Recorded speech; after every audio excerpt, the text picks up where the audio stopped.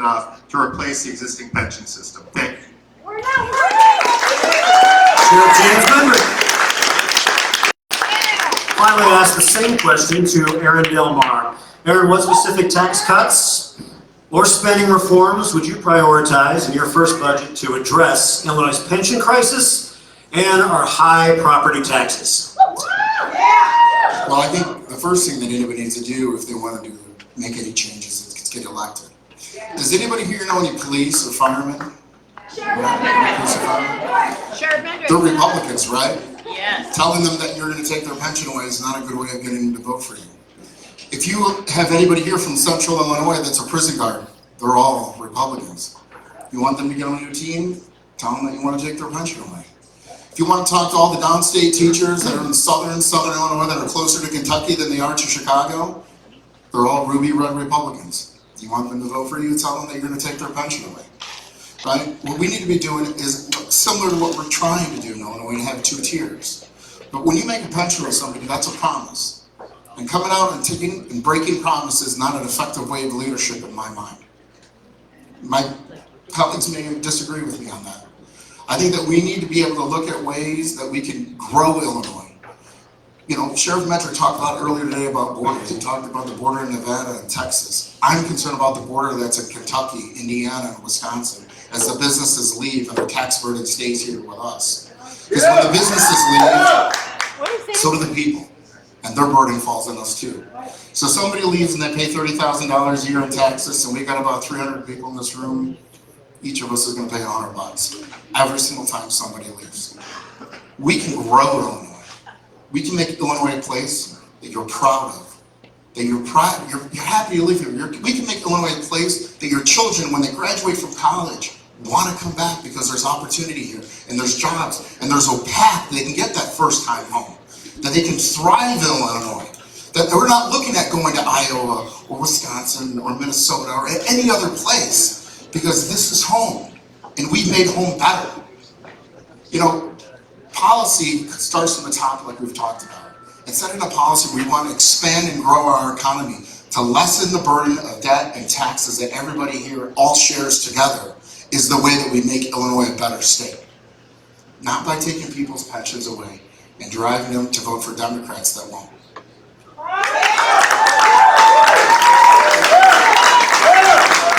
Ladies and gentlemen, Aaron Delmar. So we are working our way towards a halfway point with tonight's First Look Forum.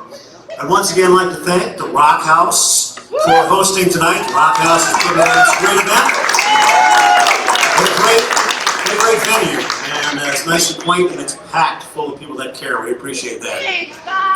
I'm Mark Violet, Marky B, your MC, and I'm here to remind you that the bar remains open. The bar remains open, and the restrooms are right by the bar. I would also like everybody to know that we are streaming live tonight on Kane GOP's Facebook page, also on TikTok. So I imagine that if you want to watch this later, you can go back and watch it on the Kane GOP Facebook page. Thanks to everyone who is streaming us live tonight, watching us on Facebook or the different social media ways that you can be watching us this evening. And for those in attendance, the stream of the event will be archived, as I mentioned, so you can watch it again later. As I mentioned earlier, we have no intermissions tonight. We're going to keep on going. So it's time to move on to question number 3 this evening. And James Mendrick will answer first during this round. Sheriff Mendrick, what would you do differently from the current administration to reduce crime and improve safety in Chicago and the surrounding suburbs? I think that one was written for me. So, well, let's start respecting and treating our law enforcement like the heroes they are for doing the job every single day. They deserve respect, support, funding, not to be demoralized by an administration that calls them thugs. A sickness they call them.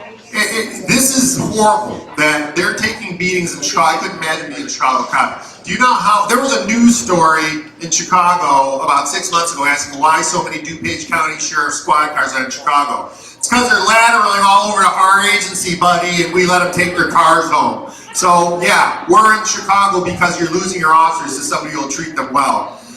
Let's go with the Safety Act. Let's start with that. You know what, they call it no cash bail because they want you to just concentrate on that one little part. You know what, I can solve that in a heartbeat. No cash bail, fine. Let's make it category based by your IUCR codes, your charging codes. How about all felonies, stay in jail? How about multiple repeat offenders, stay in jail?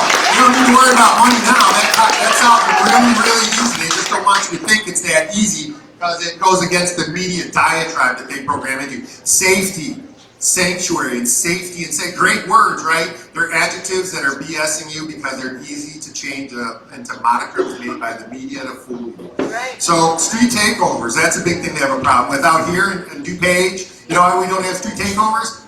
Because we close off the intersection, impound all the cars, and arrest everybody that are doing the street takeovers.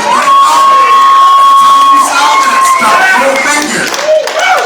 The feds, we'd like to work with the feds. Bring them on. Uncle Don, can you help us with the sanctuary state? I'd like you in my jail now so we can deal with this in a correctional facility. That would be really wonderful. I can take those federal employees and combine them with strike force units that will concentrate on prostitution, drug dealing, murders for hire, drug cartels. You know, I'm investigating a triple homicide right now with the Russian drug cartel in Aurora in DuPage County. Killed a 5-year-old kid and his family. I've got Mexican drug cartel slinging fentanyl. I've got the Chinese drug cartel laundering their money and Trade Del Agua all over us. So, come on guys, we have to start paying attention to this. Merit, we have to utilize our maximum assets and leverage technology.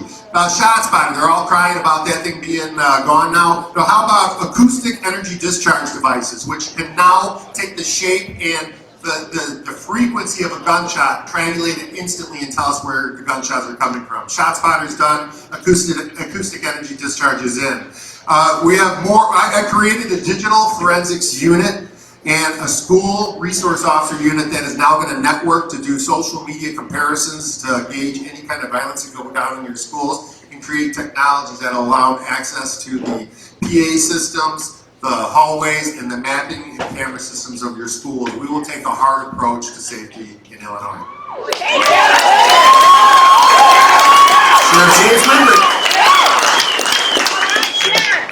Next, I want to bring back Aaron Del Mar to answer the same question. Aaron, what would you do differently from the current administration to reduce crime and improve safety in Chicago and in the surrounding suburbs? Well, it's a little difficult going after a sheriff. Great, I got to give him credit. That was an amazing answer, and he did a great job.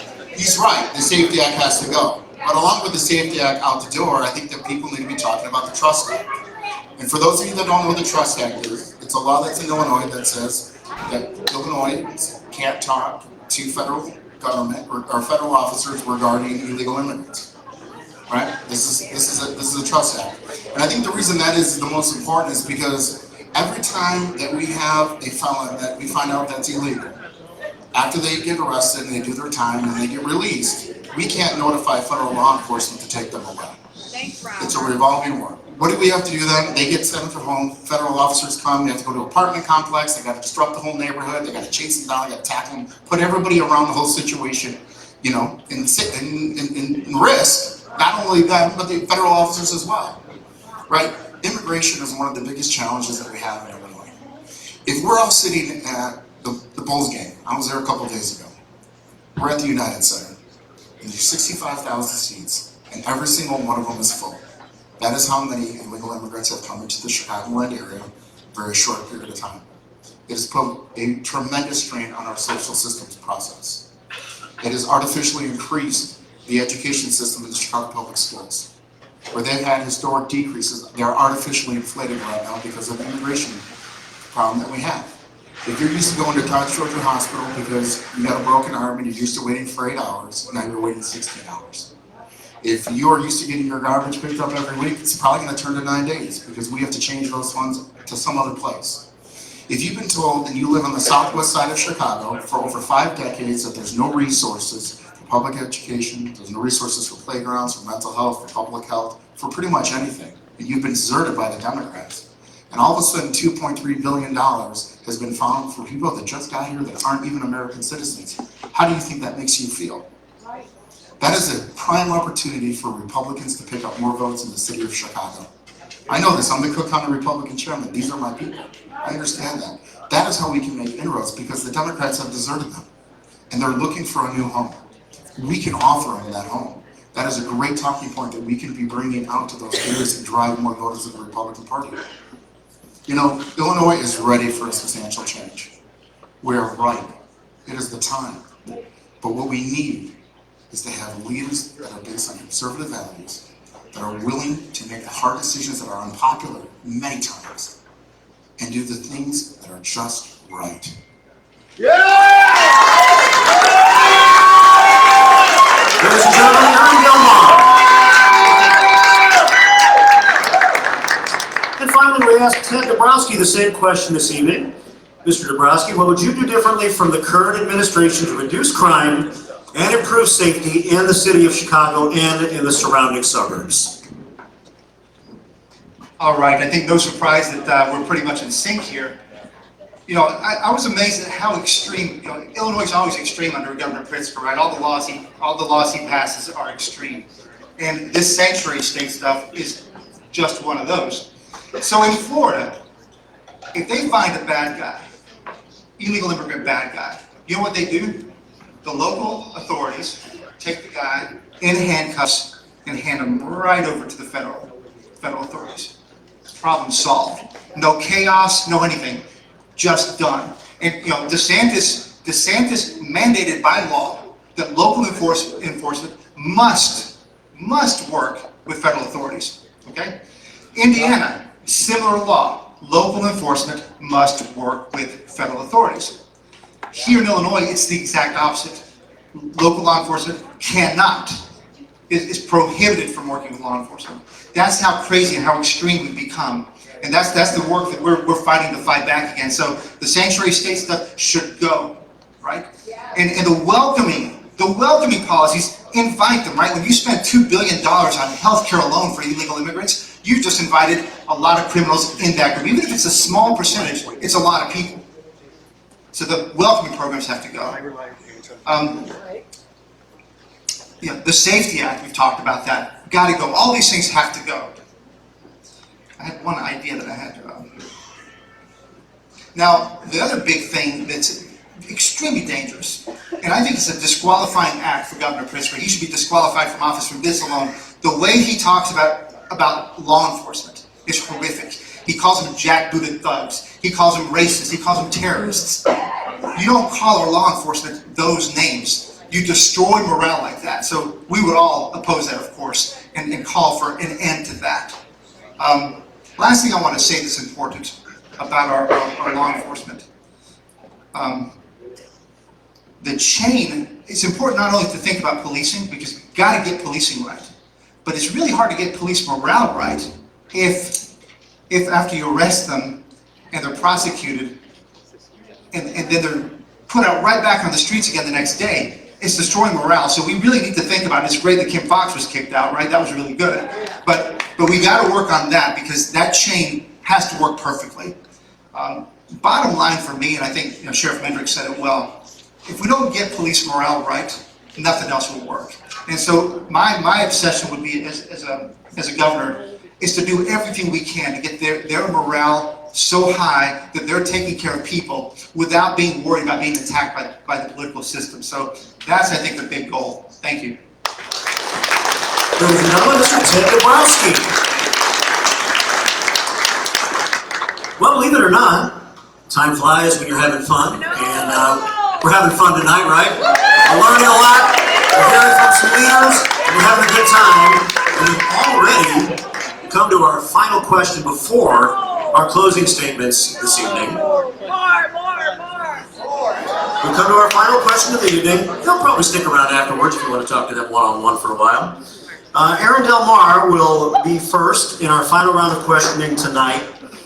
And Aaron, I want to ask you, what is your plan to attract new businesses, strengthen small enterprises, and prepare our workforce for the jobs of the future? Thank you for the question. You know, I think that if you want to learn and you want to help small businesses and inspiring entrepreneurs, you probably should talk to me. I'm one of them. You know, I came back from Indiana. I came back from Indiana University in the Olympic Training Center in 2002, and I was getting prepared to be a single dad. And I wanted to be an entrepreneur. I wanted to build a business. And I started my company in my father's basement right over there. He used to call me the mole, living in his basement, because I only came out to work and to eat.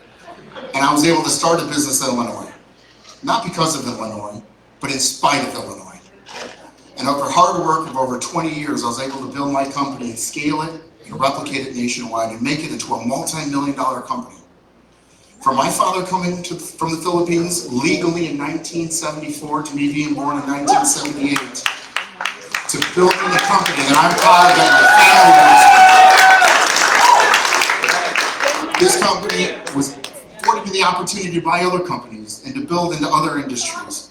And my family and I were very fortunate that we had the United States and we had our resources and our family and our faith to be able to build. And we're able to build it. We own over 100,000 square feet of commercial property in Palatine. We've owned 4 different businesses that we have built and started. We didn't inherit a thing. Nobody gave us nothing. We had to crawl with our own 2 feet and work to build. And if we want to do that in Illinois, we need to be able to give people the opportunity and the resources. And you know what? Make it a little bit easier than I had. You know, my son, who was here earlier today, started his own company. He's 20 years old and 22 years old and graduated college. And he did his first event and it was an epic failure. He's like, Dad, I did all this work and I didn't make any money. I go, son, when you do 1,000 more of those, then you'll become successful. Because that's what it takes. And that hard work, that grit, changed my life. It made me the person that I am and has given me the skills to be able to be in front of all of you. My dad would never imagine when he came here in 74 that I'd be standing in front of you. That hard work and effort to build my company, to scale it, to give my children everything that they need and most of what they want is what those skills are going to be the ones that Darren and I use to reform and to rebuild and to work in Illinois and to make it easier for the next group so we can get that growth, so we can get more people and inspire more people to build their businesses here, not in Indiana, not in Texas, not in Tennessee, but here. Where all we do in Illinois is burden them with taxes and more taxes. They're tax upon a tax. This could be the greatest state and the greatest country in the history of the world if we can get the right leadership at top.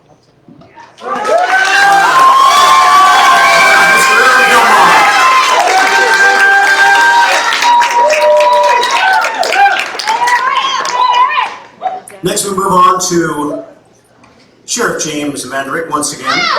And,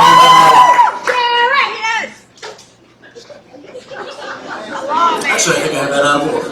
I've got that out of order. You've got a couple more minutes to think about it. We're going to go over to Ted Dabrowski once again now and ask the same question to Mr. Dabrowski. What is your plan to attract new businesses, strengthen small enterprises, and prepare our workforce for the jobs of the future?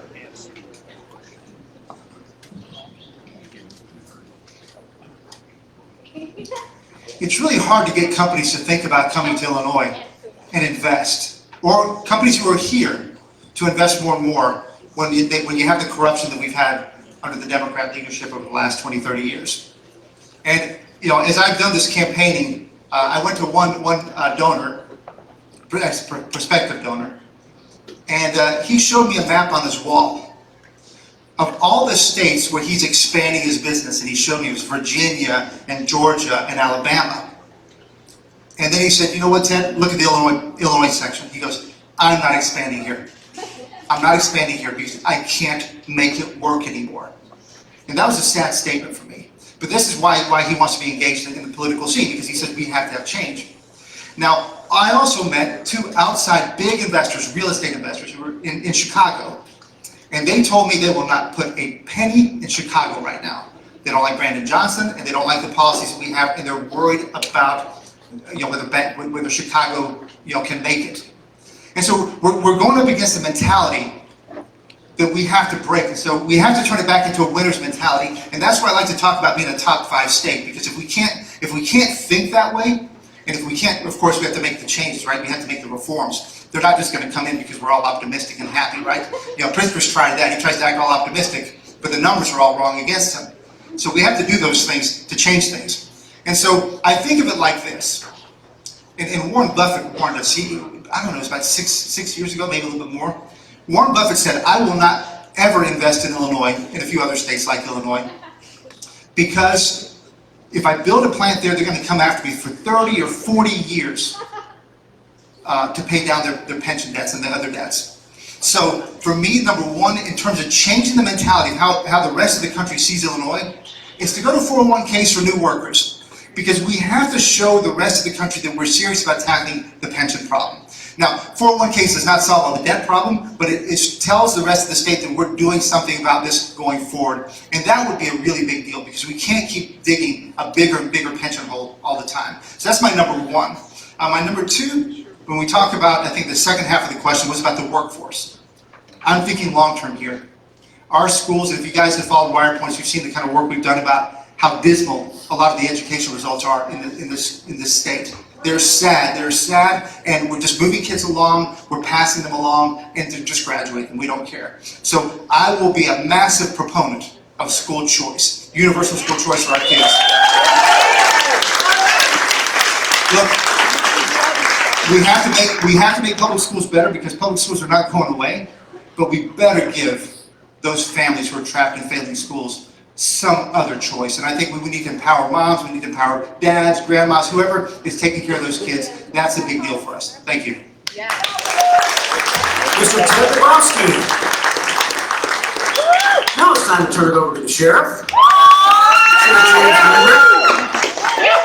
answer the same question, Sheriff, what is your plan to attract new businesses, strengthen small enterprises, and prepare our workforce for the jobs of the future? Real solution. So let's start with having a place where businesses and customers can feel safe. That would be a good start. Yeah. So on the back end of that, technology is going to be playing a larger role in our future workforce. We have a saying that either keep up with technology or be a victim of it.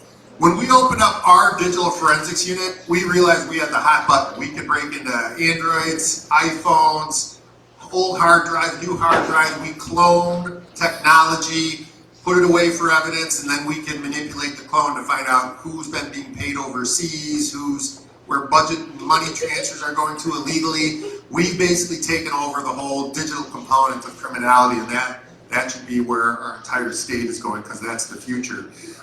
This is also going to move really quick into AI. Artificial intelligence is driving this even faster. It's going to bleed into data centers. And data centers are coming in mass, and that's going to be part of our future too. And they're going to create a whole bunch of new energy problems that we're going to come in tow. So those are going to have to be figured out also. Technology is leapfrogged over legislation. We need legislation covering some of these attributes of AI that can be malicious, or it's going to be potentially dangerous. Nobody's thought to look at a whole big new brand of technology that I can steal your face and your voice and make a video of you doing something that you aren't doing anymore. There needs to be a proper proprietary ownership of your image that would be akin to identity theft. We need to start looking at legislation, how we're going to handle these new technologies. They're great when they're used in the right way. Energy, turbine, electric, they've only achieved so much. We're still dependent on coal and gas. And maybe we should be utilizing our own coal mines instead of importing these at a higher cost, and then we could be exporting. We could be mining our own coal and exporting, saving us that money and bringing all your energy prices down. But we don't do it through regulation. And mind you, it's only regulation. Our proclivities, our habits are still the same. We're still using the same amount of gas and coal. We're just deregulating it here and buying it from someone else, paying a premium for it. That's a disservice to all of you.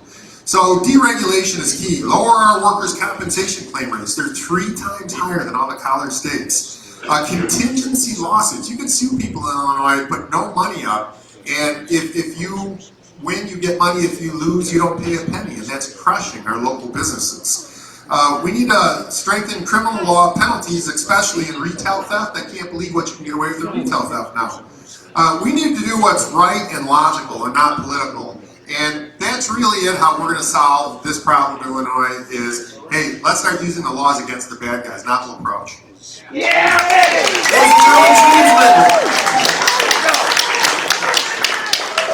Well, that concludes the question portion of tonight's First Look Forum. We're not finished yet, though. It is time to proceed with our closing remarks, allowing each candidate 3 minutes or so to make a final statement. And then I'm sure the candidates are going to stick around, and Andre's hanging around over here. He might have something else to say too, so we'll bring him back on the mic in just a few minutes as well. More questions? I know we want more questions. We do. But let's go ahead and start by letting these gentlemen conclude the question portion of tonight's statement by making their closing remarks. And we start with Ted Dabrowski with his closing remarks this evening.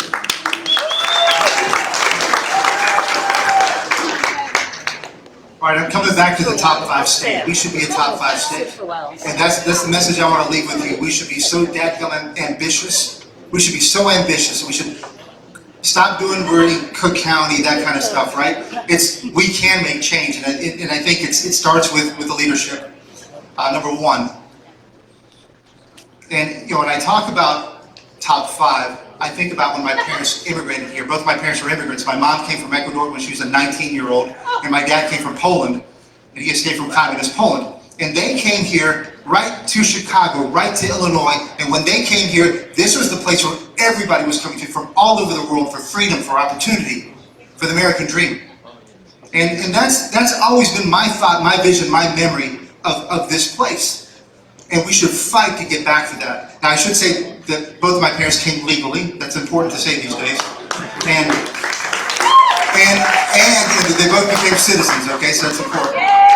Look, this is a great state, and you all have a decision to make. Look, we're all after Pritzker. Pritzker needs to go, and I think everybody agrees on that. But you guys here have to make a decision. We've got 3 of us here. There might be a couple more candidates out there somewhere. And you guys have to decide. And I'm going to tell you that I think that the biggest thing you have to think about is who can beat Pritzker. And look, I have to say, I supported Darren Bailey last time strongly. I back him strongly. I worked with his wife Cindy on education data and things like that. Okay? But we know that in the end they fell short up here, largely up here. And that's tough. So that's one thing you have to think about, who can beat Pritzker. Number 2, you have to think about principled leadership. As I mentioned before, whoever leads has to be strong, has to build the right brand for this Republican Party, a consistency so that there's a differentiation between the Democrats and what they've done to this state and the Republicans who want to turn around the state and make it the great state it should be. And I promise to lead in that way and to be a principled leader for you guys. Thank you very much. Ladies and gentlemen, Ted Dabrowski, thank you for being here tonight. Thank you so much. And now we would like to hear the closing remarks of Sheriff James Menrick. Sheriff Menrick. I want to say thank you all for being here today. It was a wonderful experience. Great to see so many good people. So there's no one solution to fix all of this instantaneously. It's like I always say at work, I can't solve 20 years of problems in 20 minutes. But there are years of abuse and misspending. We need a robust forensics audit of Illinois. Their budget, a job task analysis, find out who's working in all the jobs, how are they doing their bidding procedures, what are their sole sources looking like, what are they doing with all of our taxpayer money. It has to be a full forensic audit of the budget. We need a review of all their bidding procedures and all contracts. We need an elimination of the sanctuary state, major modification of the Safety Act. We need to embrace emergency technologies and utilize our own natural resources. We need to work with the federal government, not against them. We need to reform our statewide correctional system to turn our criminal population into our working population who are now paying taxes. We need to go back to the definition of a minor, which means under 18 years old, and make it illegal to discuss sex with kids. And that means porn in libraries and schools. It's got to stop. We need to come back to American principles. We need to bring back God and the nuclear family. I'm going to be a certified police officer for the first 2 years of governor, and I'm going to arrest everybody who is stealing our tax money and bring justice back to Illinois.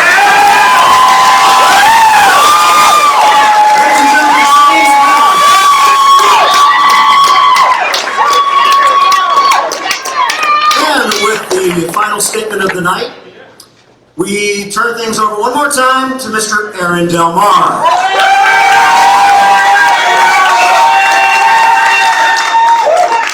Thank you. You know, I'm kind of an old school guy. I like to just cut through the BS. Darren lost in 2022, and it wasn't by a small margin. It's a fact. But you know, when I was an athlete, I can't remember any of my really big wins very much. But I can tell you I can remember every single one of my losses. And I can tell you that I've learned 100 times more from my losses than I've ever learned from a win. You know, Darren has been in the state legislature, in the House, and the Senate. He was our nominee. I've been on every board, top and down, that you can imagine, from city council to highway commissioner to Illinois Port Authority, all in between. And I think experience matters. You know, what we need in Illinois is a lot more astronauts and a lot less astronomers. We need people that are actually going to go out there and fight and have fought before, instead of fighting from a cubicle. People that are actually out on the street. I'm a big fan of Rocky Balboa. Does anybody remember Rocky Balboa? Right. He didn't win in the first Rocky. Nobody forgets that. He figured it out. He worked hard. And Rocky II, he beat Apollo Creed. That is what we're going to be doing here in Illinois. Because Darren has prayed and he's thought about all the things he did wonderfully. But then he went and studied all the things that he did wrong. And I can tell you, that's probably why I'm standing here on stage. He wanted somebody that talks like I do, that understands the southwest side of Chicago, the inner city of Chicago, and the suburbs. Right? You know, people will say, Aaron, you're running for lieutenant governor. How could you do that as a former cage fighter? Right? I fought 13 times in a cage. People say, I'm a fighter for this, I'm a fighter for that. I'm the only real fighter in this room. I just think that makes me uniquely qualified to be a Republican in Illinois. Because we can all be nice and we can be cordial up here on stage, but if you're going to throw a punch, I throw a lot of punches, and I promise you mine punch a lot harder. So if you want somebody that's going to be J.B. Pritzker, you're going to want a fighter. Not that somebody that's going to be eaten up like an appetizer in the first 2 minutes. You want a fighter. So ladies and gentlemen, I'm proud to tell you that Karen Bailey and Aaron Delmar are fighters.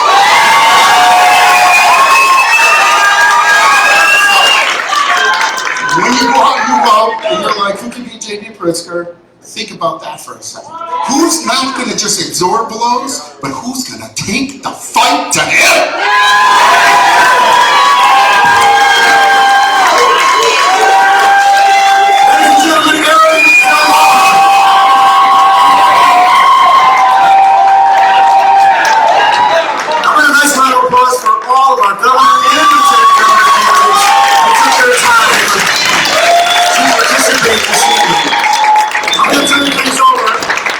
Chairman of the Kane County GOP, I think I'll get us back on time because we're going to ruin that and get us back off time, is Andre Laurario, Kane County GOP Chairman, taking over the microphone. Thanks.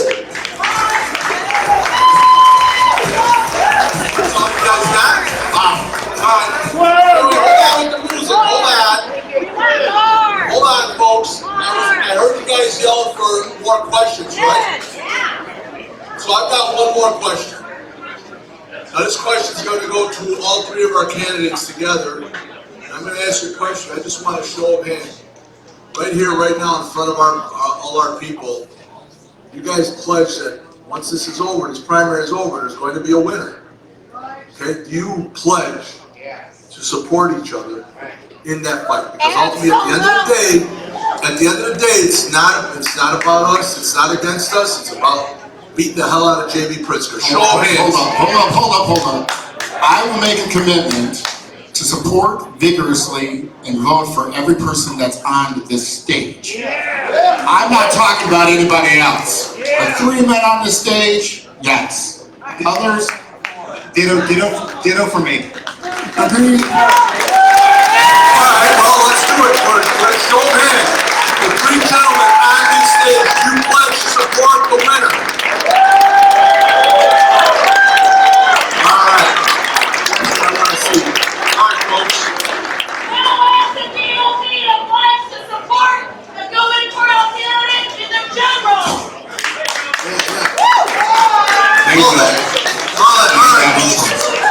Well, closing, first of all, in closing, remember about that QR code, okay? We need your support, we need your help, and if you're here in Kane County, KaneGOP.org, get involved, help us, we need your help. I want to thank my friend, Mark, for doing a phenomenal job. As well to our candidates for taking time to join us, a big thank you to the Rochaus for providing this wonderful venue, and to our Patriot Club members. We truly appreciate everything you do for us. Stick around, folks, talk to the candidates, talk to some of the other candidates, and have a drink. Good night.